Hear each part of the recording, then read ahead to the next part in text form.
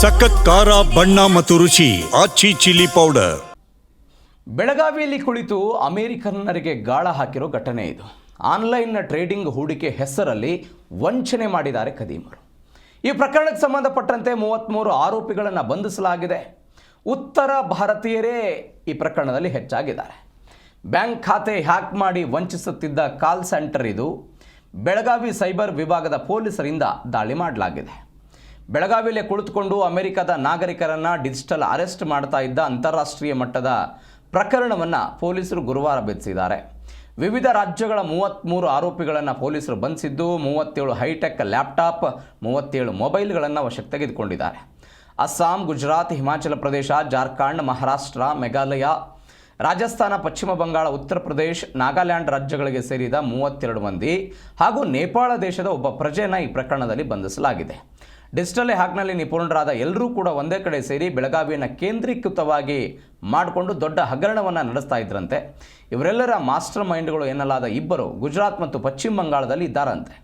ಅವರ ಬಂಧನ ಕೂಡ ಇದೀಗ ಆಗಬೇಕಾಗಿದೆ. ಧೂಮ್ ಎಂಬ ಹಿಂದಿ ಚಲನಚಿತ್ರದಲ್ಲಿ ಖಳನಟ ಮಾಡುತ್ತಿದ್ದ ಅಂತಾರಾಷ್ಟ್ರೀಯ ಮಟ್ಟದ ಡಿಜಿಟಲ್ ಅಪರಾಧಗಳ ರೀತಿ ಇವರು ಪ್ರಯತ್ನ ಮಾಡಿದ್ರು ಅನ್ನೋದು ಗೊತ್ತಾಗಿದೆ.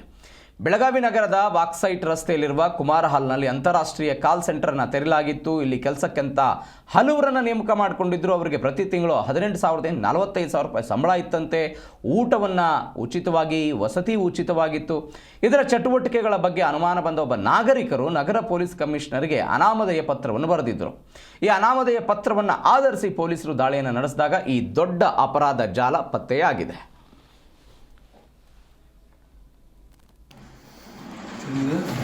ಮುಖ ಎಲ್ಲ ತಲೆ ತಗ್ಸರಿ ಎತ್ತ ಕೇಳ್ರಿ. ಎಲ್ಲ ಮುಖ ಎತ್ತ ಕೇಳ ವಿನಯ.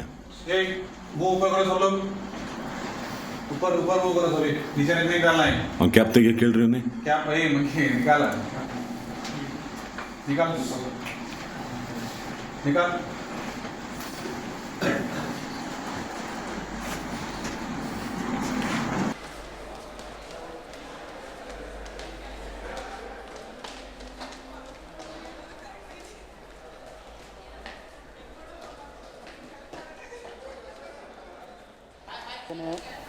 ನಿನ್ನೆ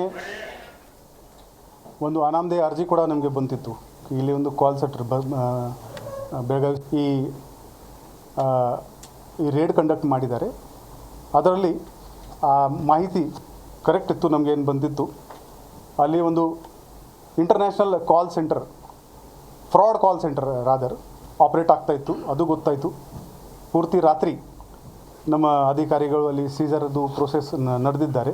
ನೀವು ನೋಡ್ಬೋದು, ಇದು 37 ಲ್ಯಾಪ್ಟಾಪ್ಸ್, 37 ಮೊಬೈಲ್ ಫೋನ್ಸ್ ಆ ಜಾಗೆಯಿಂದ ನಮಗೆ ಸೀಸ್ ಆಗಿದೆ. ಇವರದು ಅಪ್ಲಿಕೇಶನ್ಸ್ ಕ್ಲೌಡ್ ಮೇಲೆ ಇತ್ತು. ಸೊ ಅದರದ್ದು ಕೂಡ ನಾವು ಎವಿಡೆನ್ಸ್ ಗ್ಯಾದರಿಂಗ್ ಮಾಡ್ತಾಯಿದ್ದೀವಿ. ಒಟ್ಟು 33 ಆರೋಪಿಗಳಿಗೆ ನಮ್ಮ ಅಧಿಕಾರಿ ದಸ್ತಗಿರಿ ಮಾಡಿದ್ದಾರೆ. ಈ 33 ಆರೋಪಿಗಳು ಬೇರೆ ಬೇರೆ ರಾಜ್ಯದಿಂದ ಇದ್ದಾರೆ. ಅಸ್ಸಾಂ, ಗುಜರಾತ್, ಹಿಮಾಚಲ ಪ್ರದೇಶ, ಜಾರ್ಖಂಡ್, ಮಹಾರಾಷ್ಟ್ರ, ಮೇಘಾಲಯ, ನಾಗಾಲ್ಯಾಂಡ್, ಒಬ್ಬ ನೇಪಾಳದವನು ಕೂಡ ಇದ್ದಾನೆ ಇದರಲ್ಲಿ, ರಾಜಸ್ಥಾನ್, ಉತ್ತರ